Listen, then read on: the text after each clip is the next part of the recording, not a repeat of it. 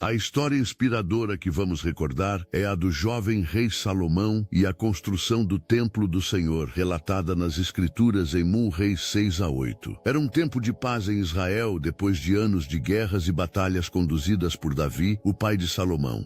O reino prosperava, e Deus havia cumprido sua promessa. Um filho de Davi sentaria no trono e edificaria uma casa para o nome do Altíssimo. Jerusalém então vivia um período de esperança e expectativa. As ruas respiravam transformação, e o coração do jovem rei ardia em desejo de agradar a Deus, não com conquistas militares, mas com adoração e fidelidade. Desde cedo, Salomão tinha herdado não apenas um trono, mas também um sonho: construir uma morada para o Senhor de Israel. Davi, seu pai, havia preparado recursos, ouro e prata, mas o próprio Deus dissera que aquele trabalho caberia a Salomão. Mesmo com toda a riqueza e sabedoria concedida por Deus, o desafio era imenso.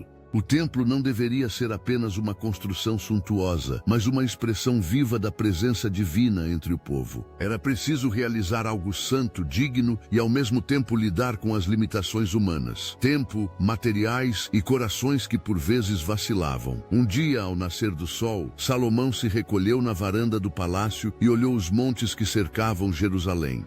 O vento tocava os cedros do Líbano que seriam usados na obra. O rei suspirou como quem sente o peso da missão. "Senhor", murmurou, "quem sou eu para te construir casa? Mesmo os céus não te contêm, como poderei erguer um templo para ti?" O eco de sua voz se perdeu nas colinas e o silêncio que se seguiu lhe trouxe paz. Salomão sabia, a tarefa era de Deus, não dele. Caberia a ele ser apenas um instrumento. Durante 7 anos, o rei e seu povo trabalharam com mãos firmes e coração devoto. Homens de Tiro trouxeram madeira perfumada, artesãos israelitas moldaram ouro, pedras foram cortadas nas montanhas e transportadas em silêncio, pois era a determinação do rei que nenhum som de ferramentas ecoasse no local do templo. "Tudo deve ser feito em reverência", dizia ele aos mestres de obra. Hiram, o arquiteto principal, certa vez se aproximou do rei e disse: "Majestade, as paredes já se erguem, as portas estão sendo talhadas, mas os trabalhadores estão exaustos. Muitos se perguntam se vale a pena tanto esforço." Salomão fitou o homem com ternura e respondeu: "Diga-lhes que não construímos um palácio para homens, mas um altar para o Deus dos céus. Cada pedra colocada com fé será lembrada. Quando a fadiga os alcançar, que recordem: o Senhor habita a adoração sincera." As palavras do rei foram repetidas entre os operários e reacenderam ânimo. A cada dia o templo tomava forma, até que seu esplendor começou a refletir o sol de Jerusalém. Havia ouro cobrindo o Santo dos Santos, candelabros reluzentes, querubins esculpidos com asas que se tocavam sobre a arca. Tudo apontava para algo maior do que a beleza. Era símbolo de comunhão. Quando finalmente o templo foi concluído, Salomão convocou todo o povo para a consagração. Era um dia sem igual na história de Israel. Sacerdotes vestiam túnicas novas, cantores afinavam instrumentos, e a Arca da Aliança, aquele baú que representava a presença de Deus, foi trazida em meio a cantos e trombetas. O próprio rei vinha atrás, sem coroa, andando descalço como servo. Ao verem a humildade dele, os corações se quebrantaram. Um dos levitas sussurrou ao outro: "Nosso rei é sábio, porque sabe se colocar pequeno diante do Senhor." Então Salomão subiu ao altar, ergueu as mãos ao céu e orou uma das mais belas orações já feitas.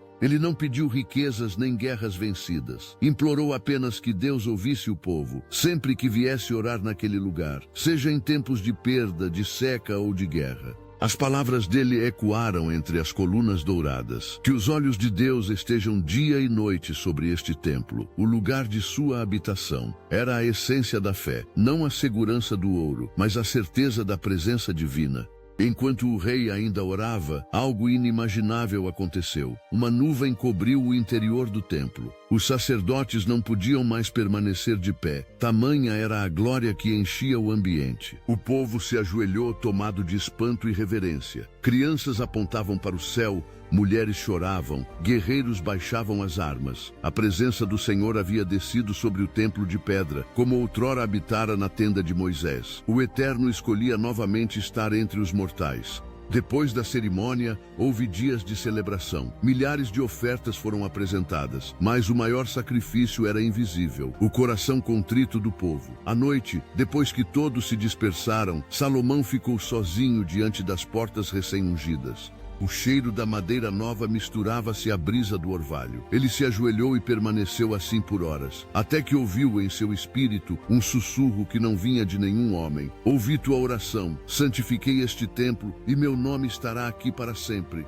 Era a resposta que ele esperava, a confirmação de que a obra não era apenas humana, mas divina. Os anos passaram, e o Templo de Salomão tornou-se símbolo de identidade e fé para todo Israel.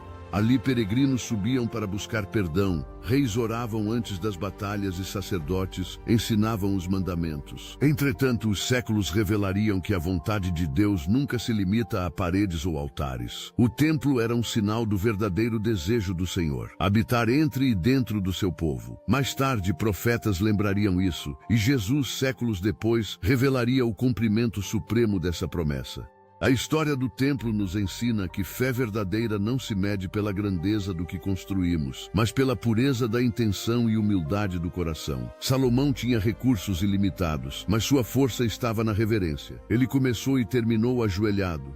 Sua sabedoria não foi apenas arquitetônica, mas espiritual. Compreender que nada substitui a presença do Deus vivo. Em nossos dias, quando tantas coisas ocupam o lugar do essencial, essa antiga lição continua viva. Somos templos do Espírito, portadores da presença divina. Quando elevamos nossa vida, nosso tempo e nossos dons ao Senhor, Ele enche nossos corações com a mesma glória que encheu o templo de Jerusalém. Talvez não vejamos nuvens descerem, mas sentimos paz, direção e renovação. É o mesmo Deus operando ainda hoje nas limitações humanas. Que cada situação de desânimo ou incerteza nos lembre do gesto de Salomão ao iniciar sua oração. Mãos erguidas e coração rendido. Nossos projetos, sonhos e lutas tornam-se sagrados quando consagrados a Deus. E o templo que Ele quer habitar não é feito de pedras, mas de fé. Então que nossas vidas exalem o perfume da adoração e sejam reflexo da glória dele entre as pessoas que amamos. Se você gostou, curta e compartilhe esta história para que mais corações sejam encorajados pela fé que transforma vidas.